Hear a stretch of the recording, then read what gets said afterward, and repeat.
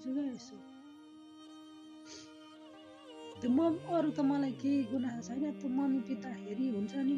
तिमीहरूसँग हामी त बच्चै होइन त अब बिहे गरेर छोराछोरी पाइयो छिटै सानै उमेरमा बिहे गरियो र छोराछोरी पाएर पो अब अलिकति ऊ देखियो होला त तिमी अलिकति हामी त बच्चै हो नि त तिमीहरूलाई कस्तो पर्छ के पर्छ हामी छौँ यसो के गर्नुपर्छ भनेर तिमीहरूले सोधेको मात्र भए पनि त अहिले त तिर्न नसक्यो नि भाइहरूले पछि त तिर्थे होला नि म आफै भए पनि तिर्थे त्यति सोधिदिएको मात्र भए पनि त हुन्छ नि अहिले चाहिँ अनि त्यो बत्ती खुस्काएँ म त्यतिखेर थिएन म यता सिन्धुलीमै थिएँ होइन